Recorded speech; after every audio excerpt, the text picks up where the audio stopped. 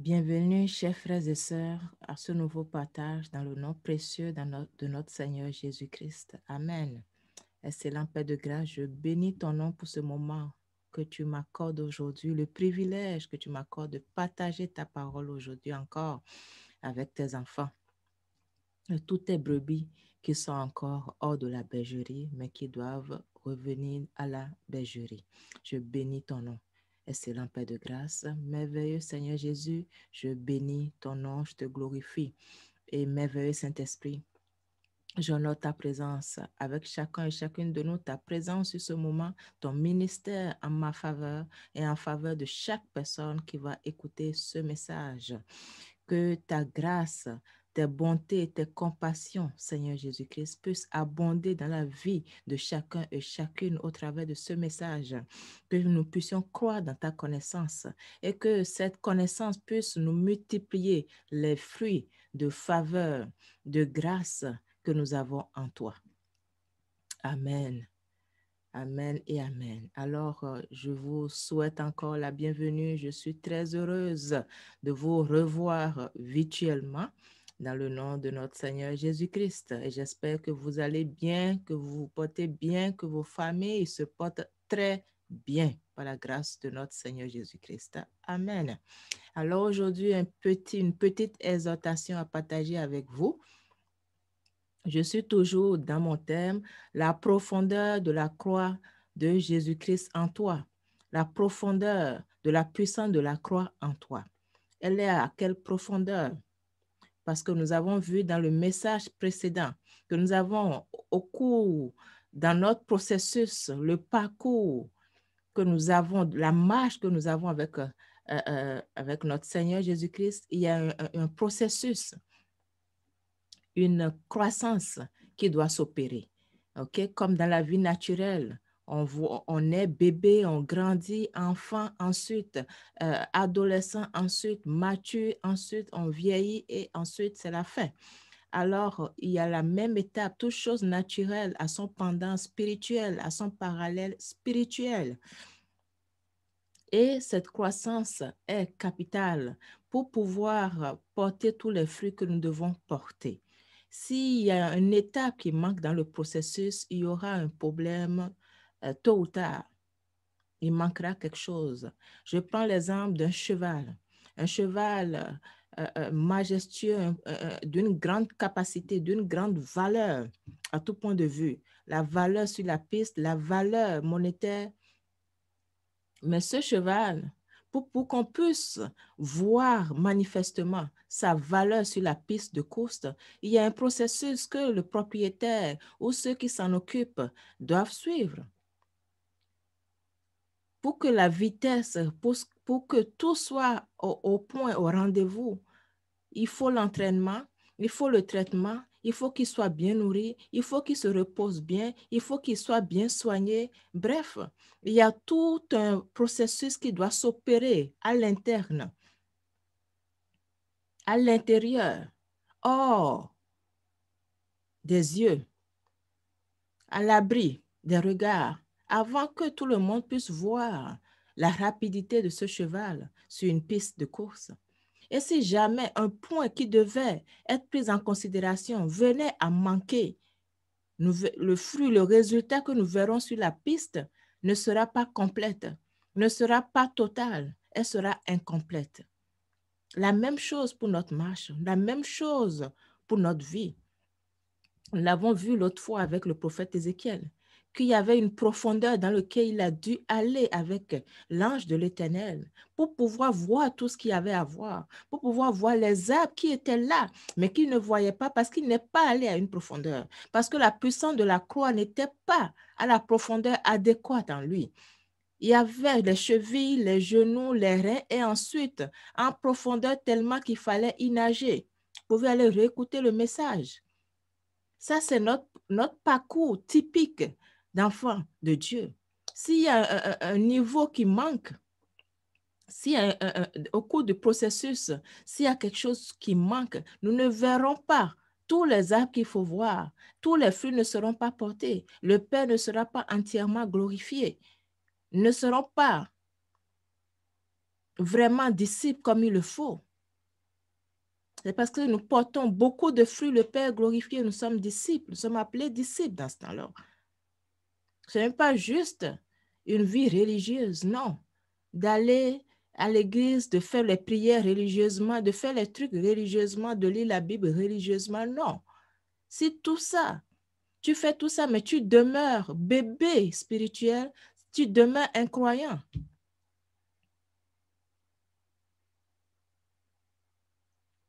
Il n'y a quasiment aucune différence entre toi et un incroyant. Tu es un non-croyant religieux. Oui, il y a des non-croyants religieux. La seule différence, ils vont à l'église, ils lisent la Bible, ils prient, ils jeûnent, mais il n'y a aucune différence, aucune croissance spirituelle. Alors la question se pose aujourd'hui. La profondeur, la puissance de la croix, tu l'as reçue à quelle profondeur? Tu en es où? Il faut être capable de se poser ces questions, de s'examiner pour mettre le doigt sur ce qui ne va pas et pouvoir apporter la solution. À tes résolutions répondra le succès. Et sur ton chemin brillera la lumière, et sur tes sentiers brillera la lumière. Donc, c'est une résolution que tu dois prendre. Personne ne peut penser de résolution à notre place.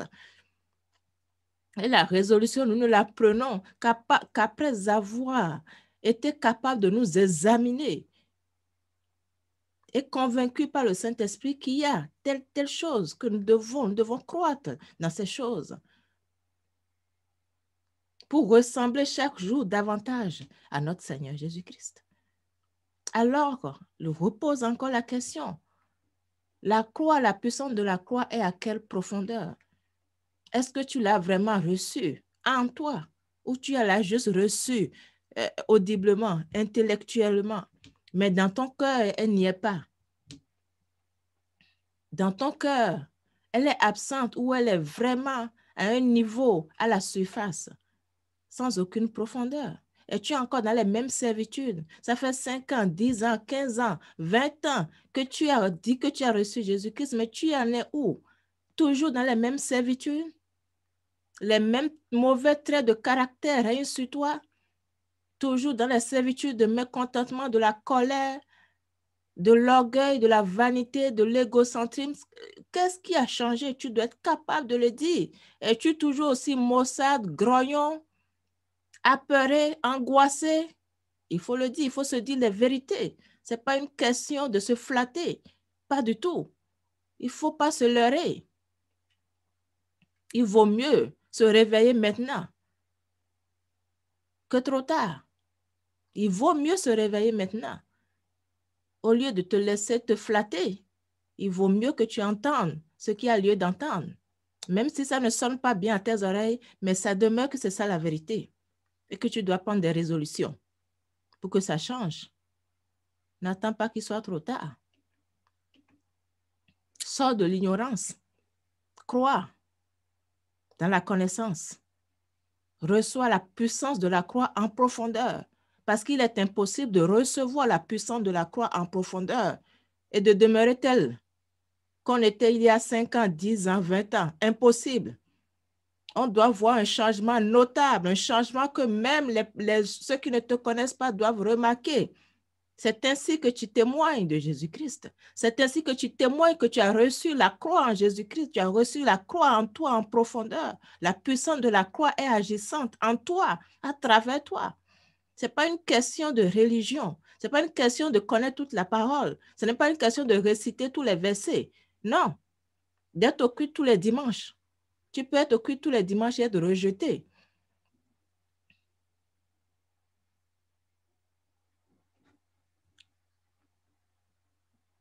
Donc, vraiment, il faut être sérieux. Il est temps de se prendre soi-même au sérieux, d'arrêter de se flatter. Alors, je vais aller dans le vif du sujet aujourd'hui. Comment tu reçois la puissance de la croix en profondeur en toi? Premièrement, est-ce que tu es conscient que Jésus-Christ est mort pour toi? Est-ce que c'est une conscience? Dans ta conscience, tu nages dans ces vérités. qu'il a pris ta honte, qu'il a accepté être frappé à ta place, qu'il a accepté être rogné à ta place. Il a accepté être giflé à ta place pour que toi, tu n'aies plus à vivre ces choses, pour que tu puisses régner sur cette terre, que tu puisses régner sur la servitude.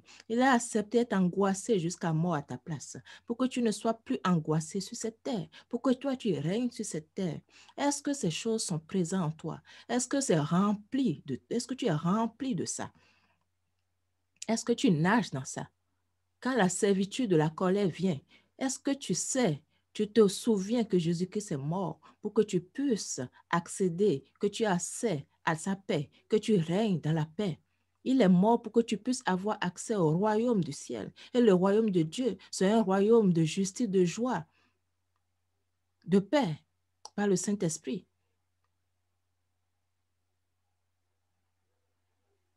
Pas un royaume de peur, pas un royaume d'angoisse. Ça, tu es dans le mauvais royaume. Tu es encore dans la servitude. Oh, Jésus-Christ est mort pour te délivrer des puissances des ténèbres et t'amener sous son règne, le règne de la lumière. Est-ce que ces choses sont en toi? Ils sont à quelle profondeur? Est-ce que tu confesses ça tous les jours? Est-ce que tu le confesses sur ta vie? Tu le confesses sur ton mariage? Tu le confesses sur tes enfants? À quel rythme? Parce que la parole, Paul nous dira dans 2 Corinthiens 4:13, j'ai cru, c'est pourquoi j'ai parlé. Nous aussi, nous croyons et c'est pour cela que nous parlons. Et Romains 10:8 nous dit, que dit donc? Que dit-elle donc? La parole est près de toi. Dans ta bouche et dans ton cœur, elle doit être absolument dans ta bouche, c'est-à-dire que tu dois la confesser. Elle ne peut pas être seulement dans ton cœur. Il y a quelque chose, il y a un bout qui manque. C'est comme le cheval où il y a dans le processus quelque chose qui manque. On ne verra pas tous les fruits. On ne pourra pas voir toute la capacité du cheval sur la piste de course. Et le verset continue, Romains 10:8 continue. Oh, c'est la parole de la foi que nous prêchons. Si tu confesses de ta bouche le Seigneur Jésus et tu crois dans ton cœur que Dieu l'a ressuscité, Dieu l'a ressuscité des morts, tu seras sauvé. Donc, tu dois croire dans ton cœur et absolument confesser. Et c'est alors que tu es sauvé. Tu ne peux pas seulement croire sans confesser. Le processus est incomplet. Et le fait de confesser, le fait de déclarer, de proclamer quotidiennement, Fais ancrer en toi la croix en profondeur. Plus tu confesses, plus ça va en profondeur. La foi vient de ce qu'on entend, ce qu'on entend vient de la parole de Dieu. Plus tu l'entends, plus tu la confesses, plus elle fait partie de toi, plus tu vas nager dedans. Si pendant un an, tu confesses, tu proclames les mêmes versets, les mêmes choses, au bout d'un an, ce ne sera plus aux chevilles. Tu vas nager dedans. Ça fait partie de toi. Tu réagis, ça fait partie de ta nature. Tu réagis. Tu nages dans la parole. Tu réagis conformément à la parole. On ne tombe pas c'est pas un lac de foi dans lequel on tombe, non. Ça prend un investissement quotidien. Ce n'est pas du laxisme, de la paresse, non. Ce n'est pas de la religion. Quand tu es dans les circonstances, tu dois réagir conformément à la parole. Quand la servitude de la peur vient, tu dois savoir que tu n'as rien à craindre, que tu n'es plus dans ce royaume. Tu ne fais plus partie de cette servitude. Tu n'es plus. Ce n'est pas d'un esprit de servitude que tu es pourvu, mais d'un esprit de force. Et alors tu règnes par le sang de Jésus-Christ, par la puissance de la croix, tu règnes. Le règne est ta nature. Tu règnes sur les circonstances, tu règnes sur la peur, tu règnes sur toutes sortes de servitudes, de pauvreté, de malédiction, peu importe. Tu règnes sur tout et dans tout. Mais pour arriver à ce niveau de maturité, ça prend un investissement, une résolution radicale. Et la confession, la proclamation est une partie importante du processus. Si tu ne confesses pas, si tu ne proclames pas, tu ne nageras pas. La croix ne sera pas à la même profondeur. Et c'est une vérité et c'est une réalité que j'ai constatée en regardant tous les chrétiens autour de moi. Ceux qui confessent et ne confessent pas. Et je vois la différence. Même après une semaine de proclamation, de confession, comment ces personnes commencent par régner sur la servitude du mécontentement, la servitude des murmures, Il règne dans l'affirmation, dans la confiance. C'est incroyable le changement, c'est incroyable la transformation qui peut s'opérer en si peu de temps. Alors c'est capital. Recevoir la croix en profondeur, c'est être conscient et confesser ce que Jésus-Christ a fait à la croix pour toi. Et qu'est-ce que cette chose qu'on fait à ta vie? Je te donne un exemple encore plus concret. Galates 3,13 qui nous dit, Christ nous a rachetés de la malédiction de la loi, étant devenu malédiction pour nous, car il est écrit, maudit est quiconque est pendu au bois. Alors tu sais, parce que tu crois et que tu as confessé Jésus-Christ comme ton Seigneur et Sauveur, tu n'es plus sous le règne de la malédiction, d'aucune manière. Parce que Jésus-Christ t'a racheté de la malédiction. Ni sur la malédiction de la pauvreté, de la mort spirituelle, de la mort physique, de la pauvreté, tu es délivré. Alors tu règnes. Tu dois le déclarer sur ta vie parce que Jésus-Christ, j'ai confessé mon Seigneur et Sauveur Jésus-Christ comme mien. Je déclare que je suis racheté de toute malédiction de mort, de pauvreté, de maladie. Ma famille est rachetée. Je règne dans la paix, je règne dans la santé divine, je règne dans l'abondance. Déclare-le, peu importe ce que tu vois, confesse, déclare-le encore et encore. Et ça fait partie de toi. Tu ne réfléchis même plus. Tu réagis conformément à la parole. Tu deviens alors l'ADN de Jésus-Christ. Prends toute la place. Et alors, ce n'est plus toi qui vis, c'est Christ qui vit en toi. Ce n'est pas juste des paroles en l'air, non. La parole est esprit et vie. C'est une vie. Elle est matière. Mais ça prend un processus pour le voir.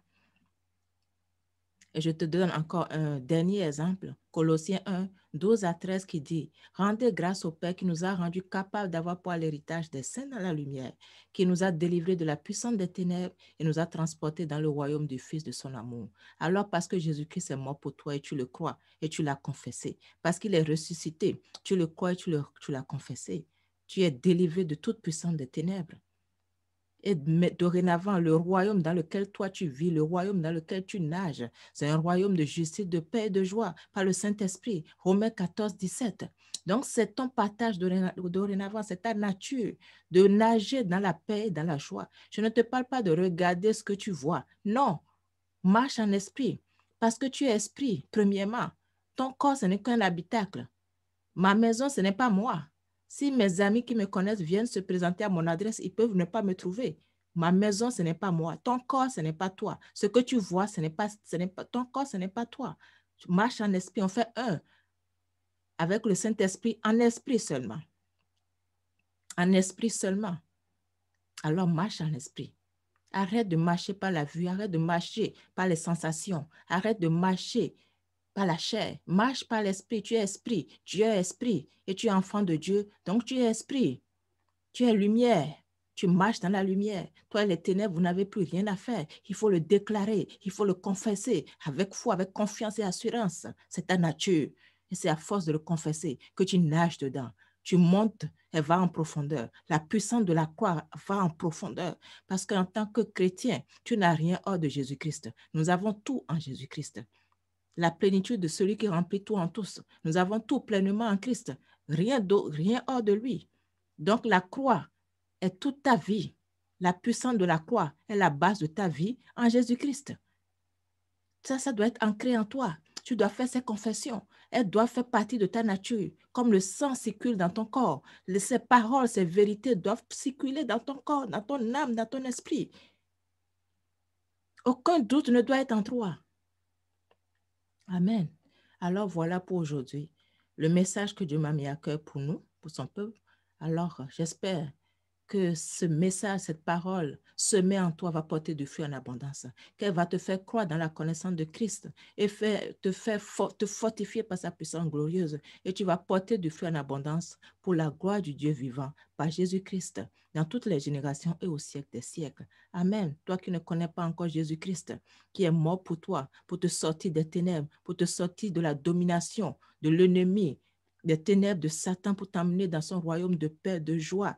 Pour toi, il a été giflé, il a été frappé, il a été brisé pour toi, pour que tu ne sois plus brisé, que tu ne sois plus honteux, que tu ne sois plus confus, mais que tu marches fier rempli de paix, de justice et de joie. Jésus-Christ frappe à ta porte aujourd'hui, à la porte de ton cœur. Tu entends sa voix, ouvre la porte, qu'il rentre et qu'il demeure avec toi, qu'il te fasse croire dans sa connaissance, qu'il fasse de toi une nouvelle créature pour la gloire de son nom. Tu es privilégié de confesser son nom, de te le confesser comme ton Seigneur et Sauveur. Tu n'as pas de rendez-vous là où tu es. Dis, Seigneur Jésus-Christ, je crois que tu es mort pour moi. Tu es ressuscité pour moi, pour me purifier. Tu as versé ton précieux sang à la croix pour moi, pour ôter tous mes péchés. Pardonne mes péchés, pardonne mes ignorances passées. Je te donne toute ma vie maintenant, à partir de maintenant. Marche avec moi. Fais-moi croire dans ta connaissance par ton Saint-Esprit et fais de moi une nouvelle créature pour servir à la gloire de ton nom. Amen. Au nom de Jésus-Christ, demeurez bénis. Que Dieu nous garde jusqu'à la prochaine émission. Qu'il garde chacun et chacune de vous, vos familles respectivement et tous les plans de vos vies. Que son règne vienne sur vos vies, dans vos vies. Au nom de Jésus-Christ. Tu as des questions, écris-moi sur ma page Facebook ou au courriel M. Jésus vit encore à commercial@gmail.com. M. Jésus vit encore à commercial@gmail.com. À la prochaine, demeurez bénis au nom de Jésus-Christ. Amen.